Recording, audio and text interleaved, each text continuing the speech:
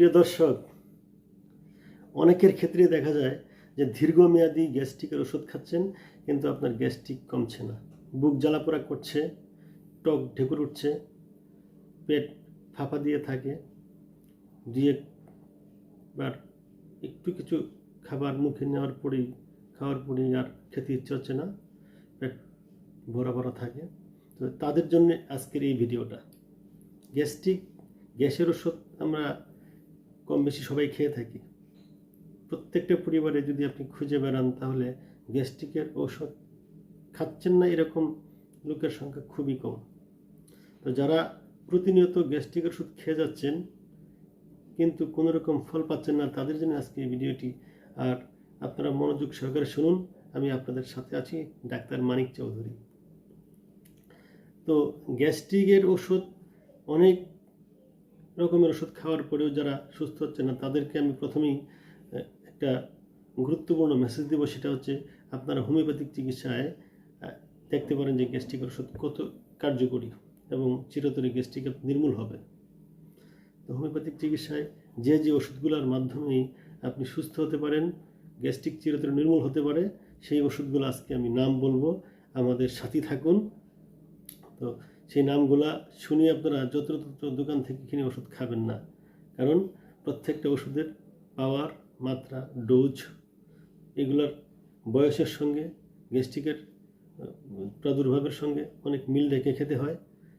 তারপরে হোমিওপ্যাথিক চিকিৎসার মধ্যে আপনার লক্ষণ অনেক জরুরি। কারো ধরেন মূলা খেলে গ্যাস হয়, কারো শশা খেলে গ্যাস হয়, তাদের জন্য একরকম ওষুধ হতে পারে। কারো ভাজা পোড়া খেলে গ্যাস হয়, তাদের জন্য একরকম ওষুধ হতে পারে। কেউ যদি কোনোরকম রিচ ফুড খায় তাহলে তার গ্যাস হতে পারে। এক একজনের এক এক খাবারে গ্যাস হয়। তো সবাই যদি মনে করেন যে আমার গ্যাস হচ্ছে, আমি এই ওষুধটা কিনে নেব, তাহলে সেটা ঠিক হবে না। তো এই জন্যই আমার যেই কথাগুলো মন দিয়ে শুনুন, আর আপনার পাশে যে হোমিওপ্যাথিক বিজ্ঞ চিকিৎসক আছে ওনার পরামর্শ নিয়ে ওষুধগুলো সেবন করবেন। তো আমরা চলে যাই যে কোন ওষুধের মাধ্যমে আপনার গ্যাস্ট্রিক নিরাময় হতে পারে এবং কি সমস্যার কারণে কি ওষুধ আপনি গ্রহণ করবেন, সেদিকে আমরা চলে যাচ্ছি। তো সেই ওষুধগুলোর নামগুলো আমি অবশ্যই এখনই বলছি, মনোযোগ সহকারে শুনুন। প্রিয় দর্শক, তাহলে সেই হোমিওপ্যাথিকের সুন্দর সুন্দর নামগুলো আজকে আপনাদেরকে জানিয়ে দিচ্ছি।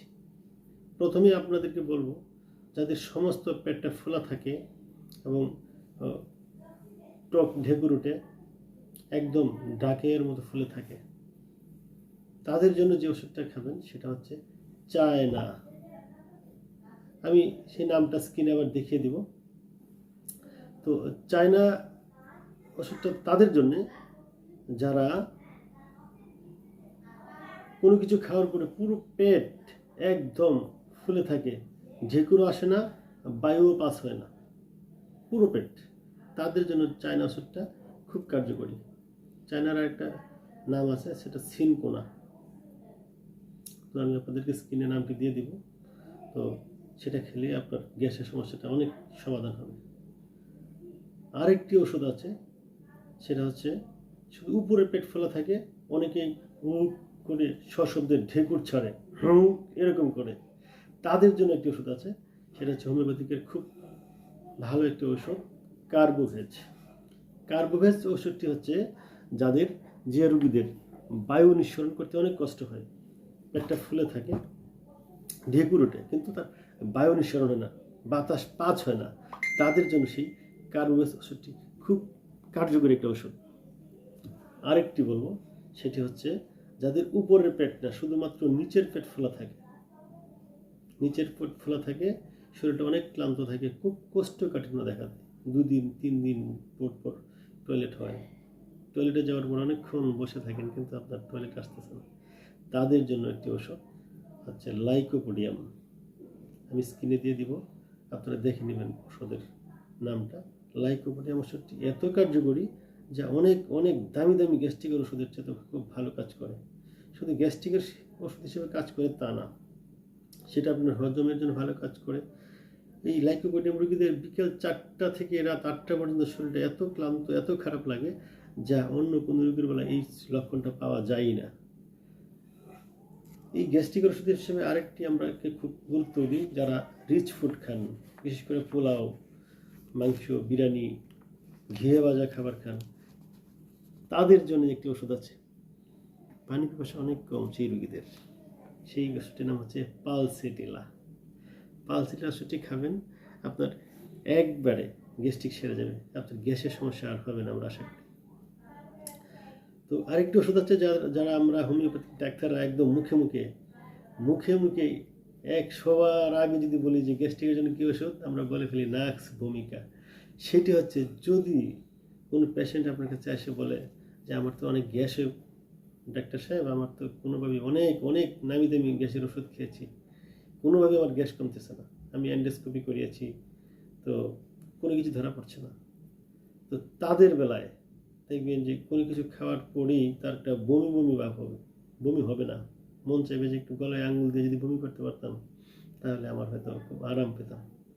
তাদের জন্য যে ওষুধটি, সেটি হচ্ছে নাক্স ভূমিকা। সেই পেশেন্টরা বিশেষ করে রাত জেগে থাকেন, এখন তো রাত জাগার সময়, কারণ আমার আপনার হাতে যে সুন্দর ডিজিটাল স্মার্টফোন এসেছে, বিছানায় শোয়ার পরেও ঘুম আসে না, সে ফোনটা নিয়ে টিপতে অনেক রাত হয়ে যায়, সকালে কোনো কিছু খেতে ইচ্ছে হয় না খেয়েই অফিসে চলে যাচ্ছেন, স্কুল কলেজে চলে যাচ্ছেন, তো তখন কোনো কিছু খেতে ইচ্ছে হয় না, বমি ভাব হয়। তাদের বেলায় বলবো যে আপনারা নাক্স ভূমিকা ওষুধটি খেতে পারেন, হোমিওপ্যাথিকের খুব নাম করা একটি ওষুধ নাক্স ভূমিকা। এছাড়া আরও অন্য ওষুধ আছে, তার মধ্যে আপনারা নেট্রাম ফস বায়োকেমিক 12X ওষুধটি খেতে পারেন। তো এই ছিল আজকে গ্যাস্ট্রিক থেকে পূর্ণ মুক্ত পাওয়ার হোমিওপ্যাথিক কিছু ওষুধের টিপস। আবারও নতুন কোনো হোমিওপ্যাথিক ঔষধের টিপস নিয়ে আপনাদের সামনে হাজির হব, যেন আপনি সুস্থ থাকতে পারেন। এই হচ্ছে আমাদের লক্ষ্য। সুস্থ থাকুন, সুন্দর থাকুন।